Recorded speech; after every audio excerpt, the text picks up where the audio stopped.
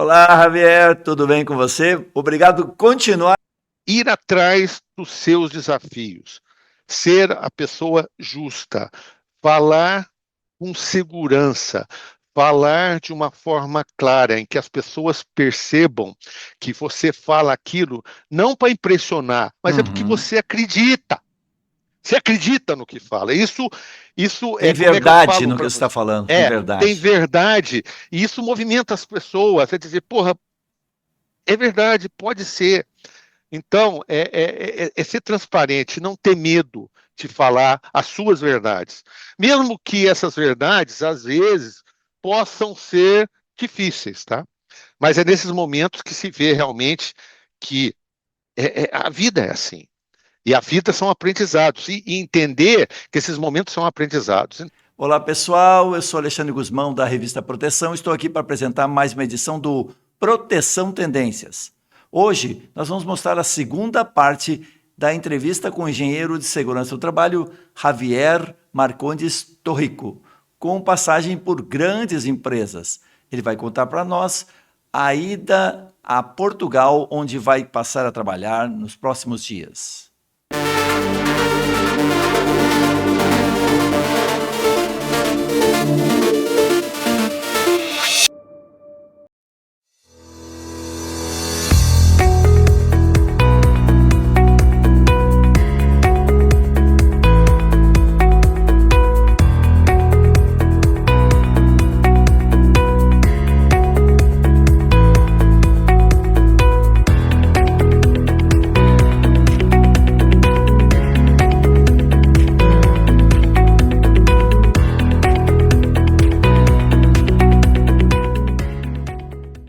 Todo trabalho precisa de segurança.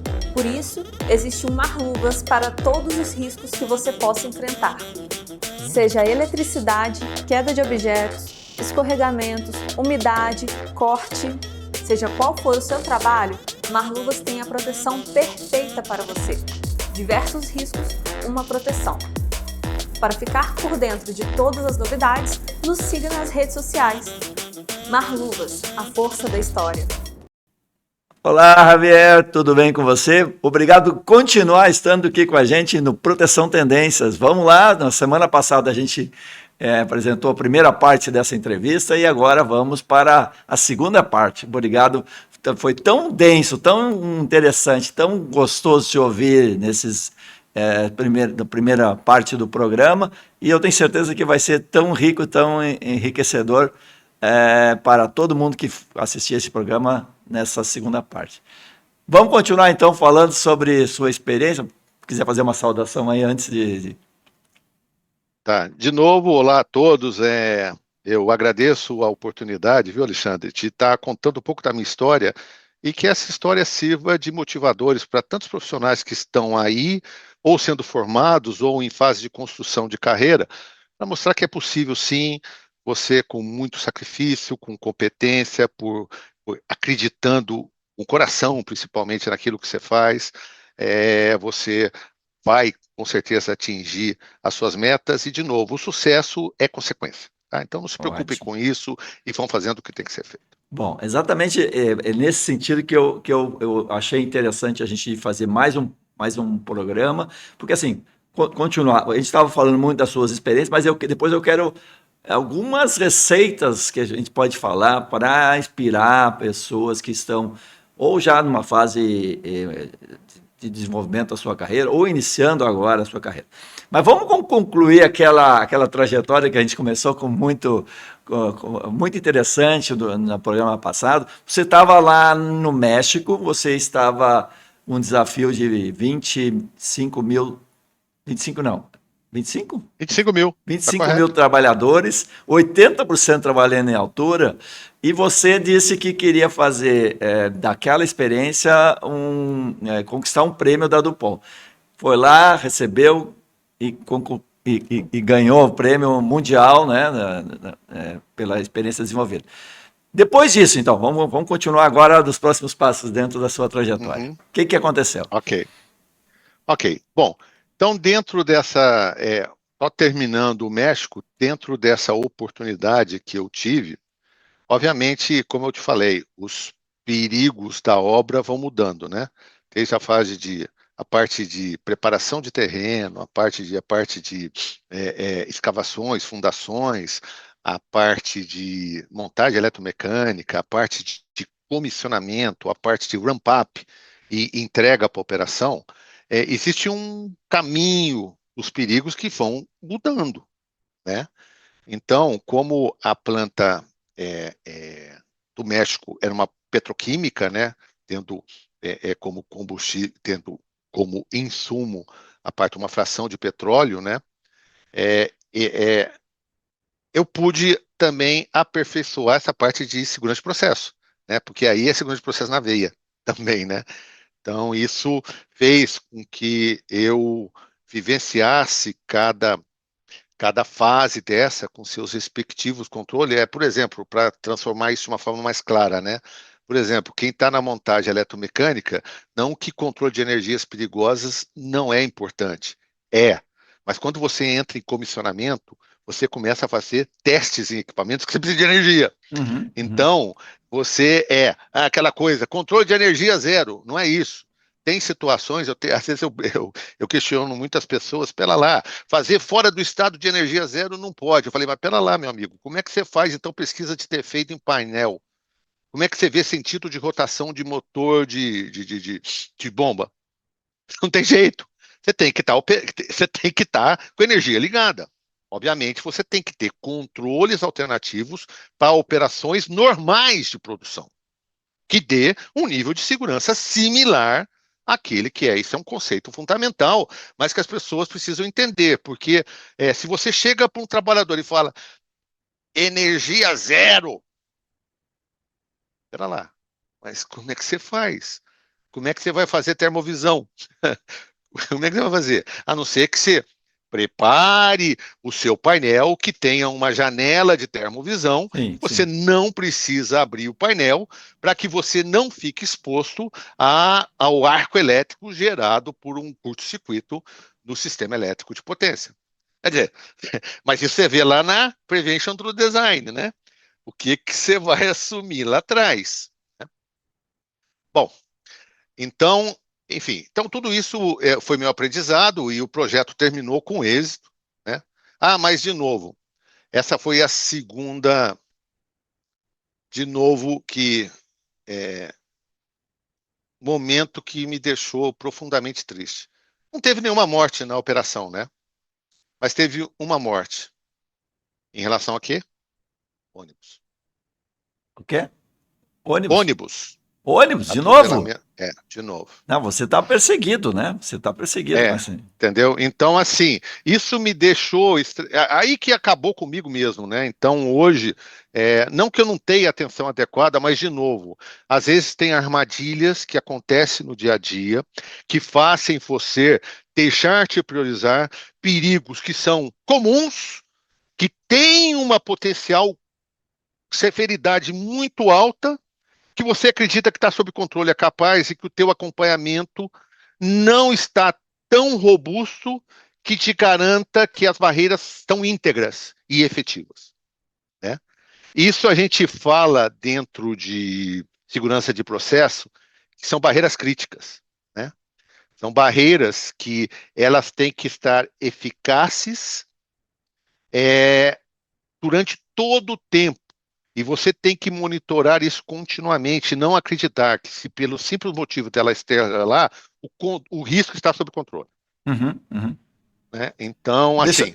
Deixa eu só fazer para quem está assistindo esse programa sem ter visto o primeiro, vá ver o primeiro, porque o Javier conta um primeiro acidente com vítima fatal, que aconteceu num outro momento da carreira dele, com um atropelamento de um trabalhador com um ônibus. Então, só para resgatar para quem está assistindo nesse programa sem ter assistido o anterior, que está maravilhoso também, eu sugiro que você vá lá e assista também. Continua, Javier. Então, a mensagem que eu trago aqui é: cuidado. Não quer dizer que o risco é baixo, que ele não tem uma possível severidade alta. Né? Uhum, Às vezes a uhum, probabilidade ocorrente é baixa, a severidade é alta, mas o nível de risco, que é o produto da probabilidade de severidade, está aceitável, você acha que está sob controle com as uhum. medidas que você tem implementada e não faz um acompanhamento sistêmico dessas barreiras críticas que podem levar, sob certas condições, à consequência inadequada, no caso indesejado. Né?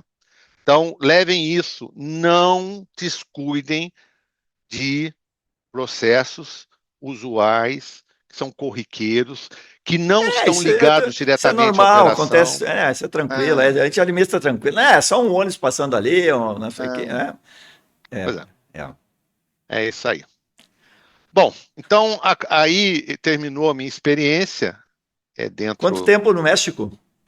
4 anos, 4 anos. 4 anos, 4 anos, 4 anos no México, aonde nesse momento o pessoal da Tecnip falou para mim, Cameda, eu quero levar você para outro projeto. Mas eu falo, não é a hora, gente. Não é a hora. Eu quero voltar um pouco para o Brasil. Eu acho que eu aprendi muitas coisas aqui. E aí vim para o Brasil. De lá mesmo, eu já identifiquei uma empresa, que no caso era da Boca, Ah, que era uma uhum. mineradora peruana, que também, dentro do processo, tinha fundamentos interessantes, né? Mas, de novo, não houve uma compatibilidade do ponto de vista de atuações. Né? Por isso que eu passei 3 meses, aquela coisa. Se você não tem compatibilidade, saia antes, não Sim, deixa a sim, coisa sim, sim, piorar sim. para desgastar as relações e saia antes para que mantenha a cordialidade. Isso é importante demais, né? Claro, claro, As claro, portas têm que estar sempre abertas em todos os claro, claro. sentidos e, enfim. Então a gente entrou no consenso, eu saí. E nessa época tinha a Hidro. Engraçado, né? A Hidro é uma empresa, é a terceira maior, hoje é a terceira maior produtora de alumínio do mundo, né? E todo mundo fala de Alcoa, mas não fala de Hidro. Eu sempre tive uma impressionante. A Hidro, ela tem as operações no Pará, né? Tem uma mineradora e tem a refinaria. Aliás, a maior refinaria do mundo de alumínio é fora da China. Eu te falei que a Alumar produz 3,5 milhões de toneladas com a duplicação. Sabe quanto produz por ano a unidade da Lunorte sozinha? 6,3. 6,3 milhões de toneladas de alumínio por ano. Meu Deus. E com desafios imensos, porque foram 3 expansões. Então, apesar dos processos serem idênticos, mas tem diferenças, né? Pelas idades dos processos, então, os controles não necessariamente são iguais. E uma cidade, né? Você imagina, nós temos nessas unidades, hoje são 2.500 funcionários de mão de obra direta, empregados hidro, e 7 mil contratados. Ou seja, Quase 10 o mil efetivo pessoas. de 10 mil pessoas nas operações da Lunorte. Né? Em frente tem a Albrás, que é a parte das partes das smelters, né?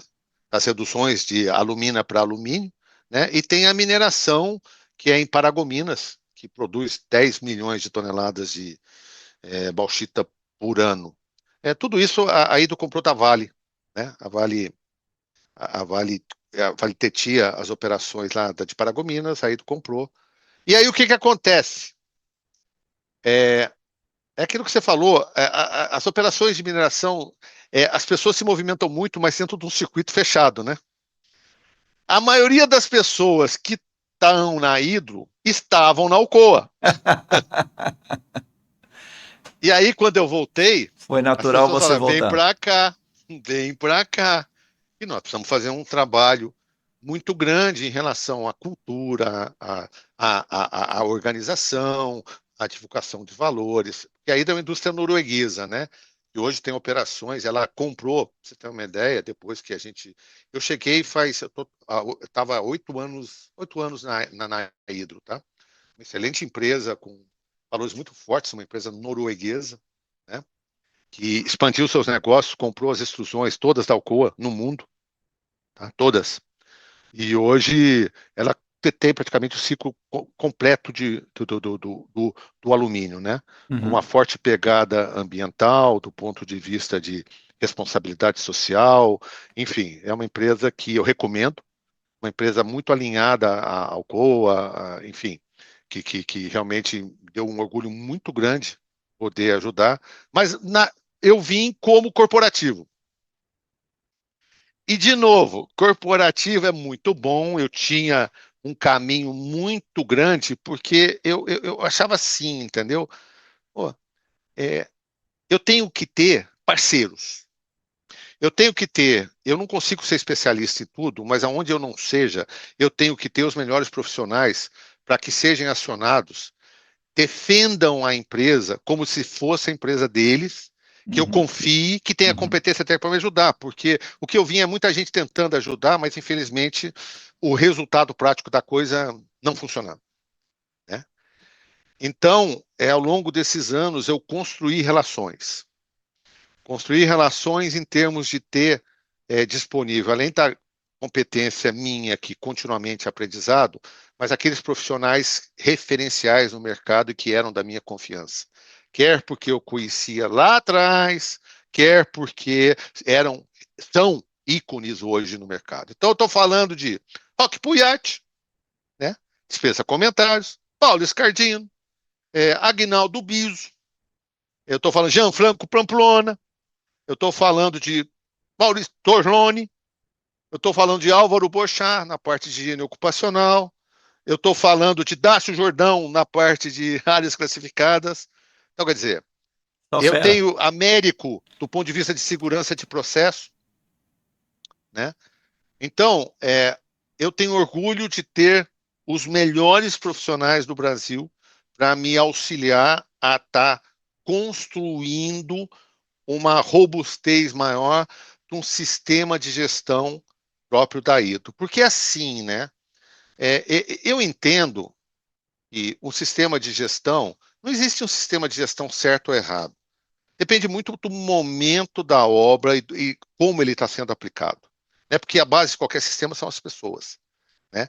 Então, se as pessoas estiverem convencidas, tiverem com o entendimento adequado dos seus papéis e responsabilidades, não só como liderança, mas também como empregado, e que as condições do meio ambiente favoreçam a que esse público dê o seu melhor e a organização promova a inclusão, diversidade, pertencimento, né?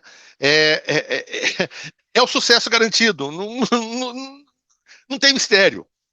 Tudo bem, praticar isso não é tão simples, Sim, sim. mas eu acredito muito que não existe sistema certo ou errado. Obviamente, para empresas, por exemplo, contratadas, que estão entrando, que tem um nível de cultura diferenciado, não aprimorado a tal nível, ou seja, sempre fazer o básico perfeito é a base de tudo. Né? A gente não precisa, a gente sabe que cultura não se constrói para a noite para o dia, mas a gente sabe que compromisso, determinação e as pessoas querendo fazer, o trabalho fica bem mais fácil e os resultados saem como consequência dessa movimentação interna que se cria, né? Porque Alexandre, a gente não consegue mensurar isso, como isso gera uma energia que fica no ar, que faz com que as pessoas façam, não porque são obrigadas, mas porque querem, porque entendem que é bom para elas, que sabem que as pessoas, sendo a base dos sistemas, elas vão permitir que a empresa tenha uma produtividade maior, uma qualidade melhor. E, por outro lado, a gente está vendo as empresas começarem a entender também que a saúde, segurança e bem-estar é importante para manter o negócio. Né? Então, essa coisa de hora extra, essa coisa de respeitar as pessoas, essa coisa de riscos psicossociais, que agora, graças a Deus, né, virou realmente alguma coisa impositória dentro da NR1, mas que infelizmente a gente tem muito a avançar, coisa que na Europa já está muito mais evoluído, muito Muito mais tempo. evoluído. Uhum. Esse é um dos motivos que eu estou indo falar, tá? Daqui a pouco eu chego aí, tá? Daqui a pouco eu chego aí. Então eu acho que tem tudo. Aí com tudo isso que eu te falei, o diretor da Hidro era o COA. O gerente geral de segurança era o COA. O gerente de produção era o COA. O Javier chegando, sai do Javier para cá. Como corporativo. 8 anos. E aí eu vi 8 8 anos. anos. 8 anos, que 8 legal. anos que a gente fez isso, viveu grandes desafios, né? Grandes desafios, chuvas que efetivamente houve uma interpretação errada do que aconteceu, mas enfim, isso é uma outra história. Mas o que eu só tenho a colocar que a Hidro é uma empresa séria. Acredito muito e ela faz tudo que está ao seu alcance, até pela própria natureza dos noruegueses. Tá? Os noruegueses são muito corretos, eles investem no Brasil, né, em sustentabilidade e tudo mais, mas a Gol é uma empresa que premia por seus valores, que são simplesmente 3. Cuidado, coragem e colaboração. São os valores da Hidro. Né? Cuidado, coragem e colaboração. Que legal. Então, é tudo muito claro, tudo muito transparente, e a empresa com certeza vai ter muito sucesso. E foi muito difícil sair da Hidro, foi muito difícil, eu deixei muitos amigos. Eu até achava que eu ia terminar de novo a minha vida profissional na Hidro, tá? Uhum. E aí, numa noite, veio ligando essa pessoa que era o meu chefe lá no México, pela Tecnip, que falou que um dia eu ia trabalhar com ele, falou: Javier, pelo amor de Deus, precisamos de você aqui. Porque ele tinha me chamado, essa daí eu não contei para vocês, ele tinha me chamado para ir para o Egito. Tinha um projeto no Egito também imenso, mas era da época da pandemia, então na última hora eu desisti, porque eu fiquei com medo, né? Pandemia, família, língua, né? A própria cultura local, né? Sim, sim. E aí eu desisti, mas aí esse ano eu já tinha comprado apartamento em Belém, carro novo, tudo novo, tá? Comprei apartamento faz 3 meses, pra você ter uma ideia. Porque eu gosto da Hidro, eu tenho liberdade para trabalhar a Hidro, eu conheço as pessoas, né? Então é tudo. Eu vejo o trabalho a conhecer, eu vejo as pessoas investirem em segurança, por fazerem não por obrigação, mas sim por escolha, né? Apesar de ser obrigação, mas eles fazem por Claro, escolha e não claro, por claro. obrigação, né? Mas aí ele me liga: Javier, eu preciso de você. Está tendo a maior confusão aqui em Portugal, porque é um brownfield, é uma maior refinaria, é a única refinaria de Portugal, uma das maiores da Europa. Nós estamos construindo um projeto extremamente importante para o portfólio da Tecnip. Só que é o seguinte, já passou 3 gerentes aqui e a operação mandou os 3 fora. Eu preciso de você aqui, pelo amor de Deus. Que legal. E esse é o desafio agora, então. Está indo para Esse é o desafio Portugal agora. para assumir essa função é uma obra ou é uma refinaria? Tá, vamos lá. Qual que é o escopo de trabalho? É uma refinaria. Tá. É a única refinaria de Portugal. Ela é uma das maiores da Europa. Tem a capacidade de processar por dia 220 mil barris de petróleo. Né? Tem 38 unidades operacionais dentro do complexo. Ela iniciou as atividades em 78.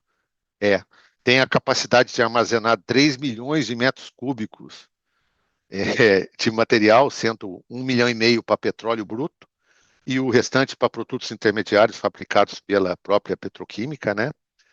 Ela produz gasolina, diesel, GLP, nafta, betume, enxofre, combustível para avião, isso tudo, que são frações, né? É um fracionamento, né? O Sim, petróleo sim. você Claro. faz um fracionamento fracionado. Eu sou engenheiro químico, né? De vez em quando a minha versão química vai para esse negócio, né? E a gente vai estar montando lá um projeto fundamental para Portugal e para a sustentabilidade, que é uma unidade que vai produzir diesel renovável e combustível sustentável para a aviação. Que na aviação você usa querosene ou usa gasolina, né? Não querosene e gasolina convencional. É diferente, que tem uma octanagem maior, né? Do ponto de vista de explosão de motor, né? Gasolina de avião, que Mas chamam.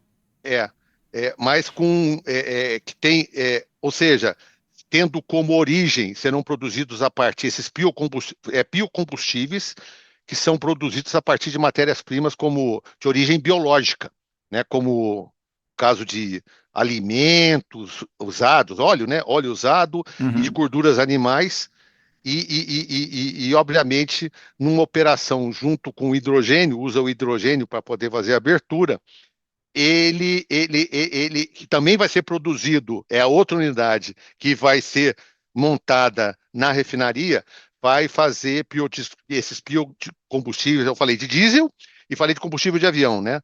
Ou seja, reduzir os gases de efeito estufa nas frotas rodoviárias e aeronáuticas da Europa, que é um compromisso já assumido por vários países em relação a diminuir os gases de efeito estufa ao longo na próxima década e até colocando zero, né, emissões em 2050, que é o objetivo da Europa em relação a essa coisa, né? Que Então, belo desafio, hein, meu amigo? Que beleza. é, e mais, o que é a grande dificuldade deles lá? É isso, né? É como eu estou falando, é, é a interface cooperação. São Sim. realidades diferentes, né? Então, eu tenho que ser o mediador, eu tenho que ser o interlocutor, eu tenho que escutar ativamente o meu stakeholder, convencê-lo, servir como mostrar alternativas de gerenciar risco de forma adequada, para que as nossas relações sejam duradouras, sejam seguras, né? E sejam realizadas em tempo e forma, que é também um dos valores da Tecnip em relação ao cuidado, como eu falei para você, e eu vou repetir, dentro dos valores da Hidro, tem uma única palavra em comum, que é nós. Ou seja, Você é falou um hidro, não é trabalho de hidro? equipe. A Tecnip. Desculpa, é da Tecnip. Ah, Agora é onde eu vou estar entrando, que é um dos motivos, obviamente, além de eu conhecê-los, que é esse propósito, né? Essa visão de valores que está muito alinhado com o que eu penso. E que mais, legal. né? E mais, aonde eu vou poder também começar a fazer experiências. A gente tem ouvido muito falar de desempenho humano organizacional, que é muito importante, né? A parte de segurança é diferente, do ponto de vista de falar de erro, falar de armadilhas para o erro, falar de riscos psicossociais, falar de segurança psicológica, mas eu acredito que os fundamentos disso a gente tem que trazer de uma forma diferenciada para as contratadas. Tem uma cultura, obviamente, diferente das grandes corporações que estão num estado mais avançado, que Claro, já claro. investiram tempo, dinheiro, por exemplo. A Alcoa está trabalhando disso desde há 10 anos atrás, em relação ao desempenho humano e comportamental, né, e organizacional. Mas é como antecipar riscos, ter uma percepção melhor, fazer perguntas diferenciadas, porque, olha só, eu vou te falar uma coisa que para mim é tão claro, é tão cristalino, mas as pessoas às vezes não conseguem entender. A maioria das empresas, por exemplo, tem dentro dos seus indicadores proativos, né? De resultados para essas suas análises críticas, por exemplo, a matriz de liderança, a matriz de compromisso, onde seus líderes são aplicados a tem várias ferramentas de segurança, por exemplo, fazerem uma inspeção, a fazer uma observação comportamental, o que seja. Mas as perguntas é sempre aquela, né? Você está com o seu DPI? Você sabe fazer, o seu procedimento está na frente de trabalho? As ferramentas estão disponíveis? Mas o que eu estou falando é que se você quer dar segurança psicológica às suas pessoas, você precisa, como líder, deixar ele à vontade para que ele exponha realmente aquilo que o aflige. Então a pergunta não tem que ser essa, a pergunta tem que ser o seguinte: existe alguma coisa que impede que você entregue a tua tarefa de hoje em tempo e forma? Parece nada, Alexandre, mas isso dá condição para a pessoa falar. Porque assim, olha só, é, E ele sabe. o, Ele não, sabe. ele sabe e mais. O trabalho, obviamente, regras em uso é muito importante, mas todo trabalho real é diferente do que é imaginado. Com certeza. Então, Não é que você não tem que deixar de seguir, mas você vai ter que fazer adaptações durante o processo. Mas se você tiver falando e tendo a liberdade de falar sobre esses perigos e formas de controle sem ser penalizado, ou seja, e tendo essa segurança de poder falar, o resultado é consequência, Alexandre. Com certeza, com certeza. Entendeu? Então essa é a minha grande missão. Essa é a minha grande missão. Isso o Brasil está começando, vai começar a tratar disso agora, né? Mas, pelo menos vamos conversar. E tem muita empresa com medo de tratar sobre esse assunto, né? Ouvir o trabalhador, né? ouvir o trabalhador, o que esse cara vai dizer? Será? Ele vai usar na justiça, vai entrar com coisa... Exato. Não, não pode. Eu falo assim, a IDO me fala o seguinte, e eu sempre uso os valores da IDO. Olha só, os valores da IDO é cuidado, coragem e colaboração. Coragem de fazer o que tem que ser feito. Ponto. Isso é importante. Entendeu? Então, assim, eu acho esse um grande desafio, e eu gosto muito desse desafio. Até essa semana está sendo muito difícil para mim, eu comentei com você, né? Um dos meus gurus é um profissional que chama Cláudio Mendonça, que era um gerente da Alunorte, que trabalhava na Hidro, que me chamou para vir trabalhar na Hidro com ele, né? Que infelizmente faleceu de uma forma, não foi através de acidente, mas um problema de saúde, né?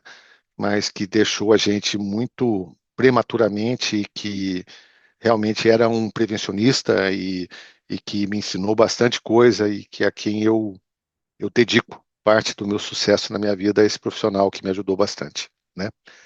Mas no resto é de novo, né? E eu vou te falar uma coisa que eu aprendi no México. No México, né?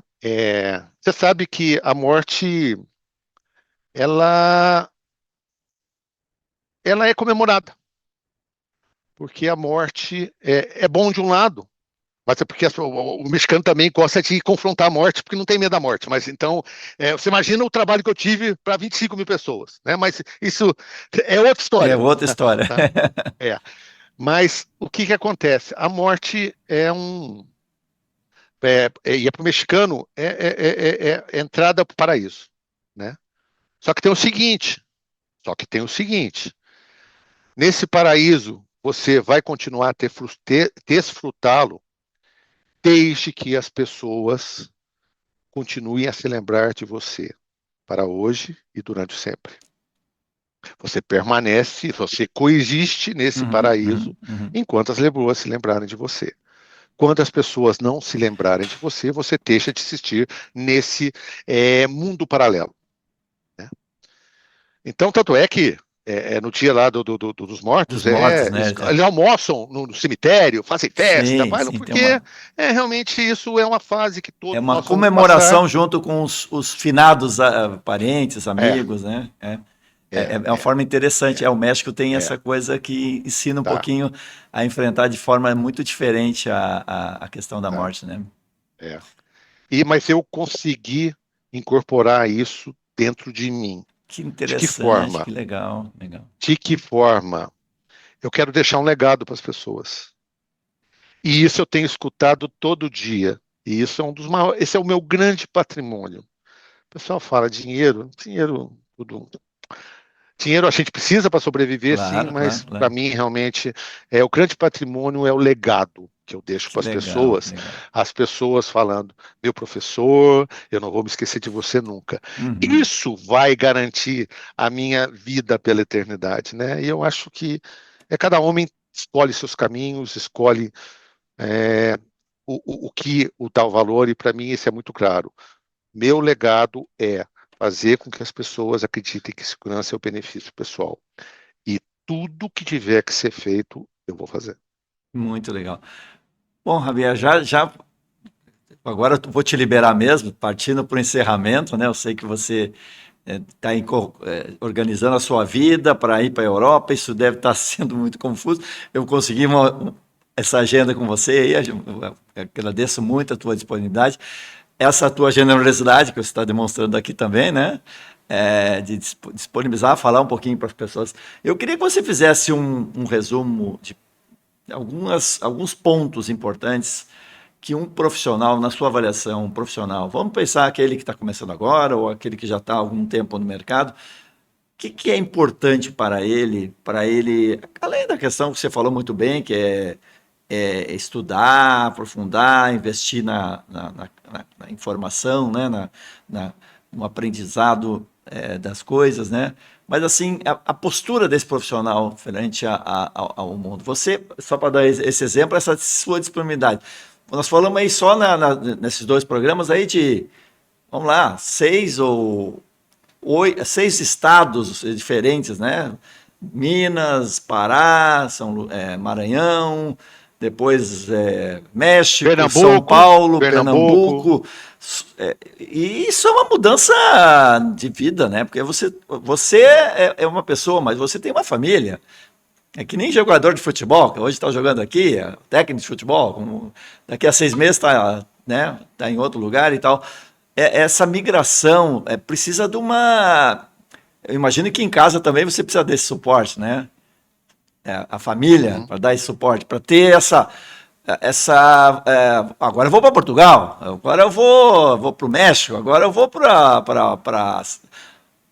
o Pará, agora, né? Essa vivência, né? Precisa de alguns fatores. Para um profissional que está começando, o que você diria aí? Qual é os principais pontos aí que você, para a gente encerrar essa nossa entrevista? Tá, beleza. Antes de mais nada, eu não poderia deixar, eu deixei por último, e você já tocou antecipadamente o que eu queria falar. A família é a sustentação de tudo, né? A minha esposa, os meus filhos, realmente, tudo existe sacrifícios, né? Sacrifícios às vezes não é fáceis, e poder você equilibrar os sacrifícios que a obrigação, que a profissão lhe impõe em relação aos cuidados da família é fundamental para que você sempre avance, né? Obviamente não é fácil, porque obviamente olhando até as relações de equilíbrio que deve existir entre o trabalho e o ambiente fora de trabalho, até para a tua qualidade de vida, para a sua segurança psicológica, né, para seus riscos psicossociais, é fundamental, mas a família é básico. Agora, se eu pudesse reduzir em frases, como você falou, em palavras, em words, né, eu acho que compromisso. Compromisso é diferente de engajamento, tá?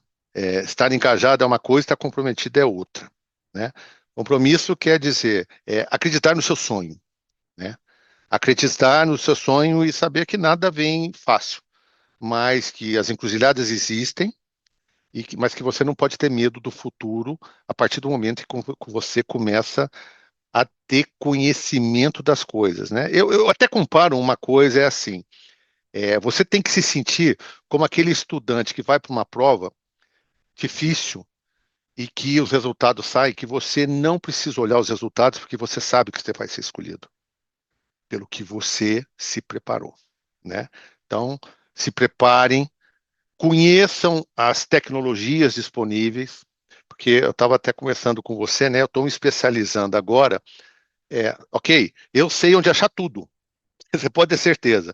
E até um dos motivos que eu estou indo para a Europa também, além da Cetecnip, essa empresa toda, eu vou estar extremamente estudando o quê? A legislação europeia, que eu adoro, tá?